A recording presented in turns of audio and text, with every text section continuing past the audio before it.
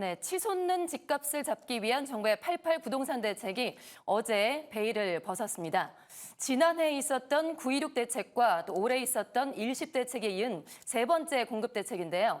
어떤 대책들이 나왔는지 자세한 내용 취재 기자와 함께 하나하나 알아보겠습니다. 조문경 기자 나와 있습니다. 어서 오세요. 안녕하세요. 네, 안녕하세요.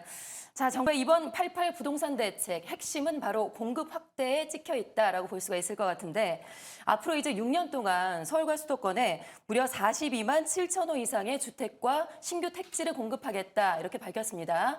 그래서 결국에는 정부가 서울 지역의 그린벨트 해제라는 카드까지 꺼내 들었죠. 네, 맞습니다. 서울을 포함한 수도권 그린벨트를 풀어 총 8만 가구를 공급할 수 있도록 하겠다는 건데요. 잠시 경제부총리 발언 듣고 오겠습니다. 서울 인근 그린벨트 해제 등을 통해 8만 호 이상의 신규 택지를 발굴해 충분한 주택이 공급될 수 있도록 하겠습니다. 신규 택지 발표 시까지 서울 그린벨트 전역 등을 토지 거래 허가 구역으로 지정하여 투기 수요를 철저히 관리하겠습니다. 이렇게 서울 지역의 그린벨트를 전면 해제한 것은 이명박 정부 시절 이후 약 12년 만입니다. 앞서 1월에 내놓은 그린벨트 관련 대책과 비교해 공급 물량을 4배 늘리고 그린벨트 해제 대상에 서울과 서울 인접 부지를 포함했는데요. 이에 정부는 오는 11월 5만 가구 규모의 신규 택지를 발표하고 내년에 3만 가구 규모를 공개할 예정입니다. 11월 발표에는 서울 지역이 포함되며 규모는 1만 가구 이상입니다. 네, 아마도 정말 많은 분들이 궁금해하실 것 같습니다. 결국에는 서울의 어떤 지역이 과연 그린벨트에 포함이 될까? 이것이 이제 관건이 될 것 같은데요. 업계에서는 어떤 지역이 포함이 될 것으로 좀 예상되고 있을까요? 네, 현재 서울 그린벨트는 서울 면적의 24.6%를 차지하고 있는데요. 북부 지역은 대부분 산이어서 택지로 개발하기에는 부적합하다는 시선이 나옵니다. 이에 업계에서는 강남권이 개발 택지에 포함될 것이라는 관측이 우세한데요. 서울 그린벨트는 이명박 정부 시절 서초구 내곡동과 강남구 세곡동 일대 등 5제곱킬로미터를 해제한 이후 대규모로 풀린 적이 없어서 어떤 지역이 포함될지 시장의 관심이 커지고 있습니다. 서울 그린벨트는 오세훈 서울시장의 협조가 필요한 만큼 정부는 오 시장의 제안을 최대한 수용하겠다는 입장인데요. 서울시는 신규 택지를 활용해 신혼부부와 청년 대상 주택 공급을 확대하겠다고 밝힌 상황입니다. 네, 말씀하신 그린벨트 해제 외에도 지금 주택 공급 확대를 위한 대책이 대거 나왔습니다. 그중에서도 또 눈에 띄는 것이 재건축 재개발 정비 사업을 속도감 있게 추진할 수 있도록 정부가 촉진법을 만들겠다 이렇게 밝혔죠. 네, 그렇습니다. 30년 이상 노후단지에 대해 안전진단 없이 재건축을 허용하는 재건축 패스트트랙과 별개로 특례법을 만들어 부족한 부분을 지원하겠다는 취지인데요. 현재 서울에서 추진되는 재건축 재개발 사업만 약 37만 가구인데 공사비 갈등 등의 이유로 속도를 내고 있지 못하는 상황입니다. 국토부는 조만간 특례법 제정안을 발의해 3년 한시로 정비 사업의 최대 용적률을 30%포인트 올려주기로 했는데요.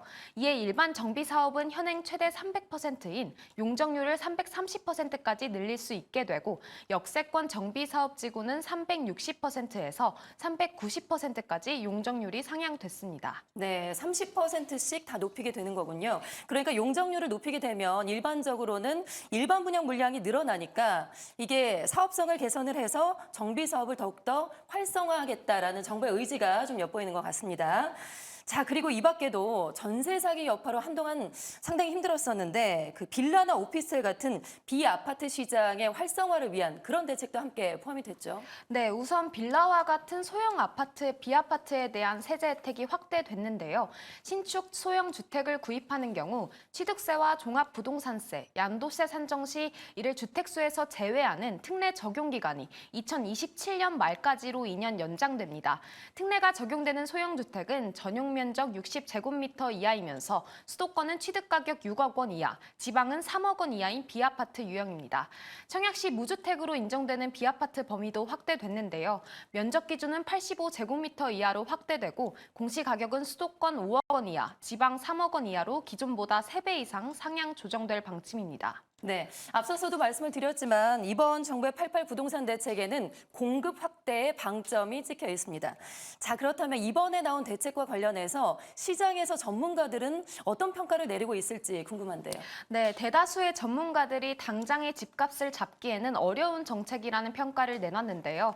그린벨트 해제의 경우에도 신규 택지는 후보 발표 이후 실제 입주까지 상당한 시간이 걸리기 때문에 단기간에 집값을 잡을 수 있는 대책이 아니라는 겁니다. 다만 파격적인 공급 대책을 내놓은 만큼 시장 심리는 위축될 수 있다는 의견도 나옵니다. 전문가 평가 듣고 오겠습니다. 이번 88 대책은 아무래도 정부가 취할 수 있는 모든 공급 대책들을 한 번에 내놨다는 점에서 의의를 가질 수 있고요. 당장 효과를 가지기는 쉽지 않다라고 판단할 수 있지만 일단 시장의 심리를 누그러뜨리는 데는 크게 도움이 될 거라고 생각을 합니다. 이번 정책이 신규 공급에만 치중됐다는 점에서 아쉽다는 시선도 나왔는데요. 잠시 학계 전문가 의견도 듣고 오시죠. 미흡한 점이 좀 많다라고 저는 평가를 해드리고 싶습니다. 단순하게 공급만으로 모든 걸 해결하려고 하는 공급지상주의 같기도 하고, 제가 보기에는 다른 또 세제 혜택, 그러니까 여기서 말하는 세제 혜택은 기존에 있는 주택 보유자들이 매물을 내놓는 정책들도 필요하거든요. 한쪽 면만 강조한 정책들이 아닌가라고 저는 생각을 하고 있습니다. 반면 아파트보다 공사기간이 짧은 비아파트 활성화 정책과 관련해서는 대체로 긍정적인 평가를 내놨습니다. 단기적인 공급 효과를 누릴 수 있어 비아파트 시장 정상화가 집값 안정에 기여할 수 있다는 구상입니다. 네, 정리를 해보니까 전문가 두 분 다 단기적인 집값 안정에는 조금 더 미흡할 수가 있다라는 평가를 좀 내놓는 것 같습니다. 그래도 뭐 이번에 파격적인 대책이 나온 만큼 서울의 집값을 안정시킬 수는 있을지 좀 지켜봐야 될 것 같습니다. 지금까지 조문경 기자와 함께했습니다. 고맙습니다. 고맙습니다.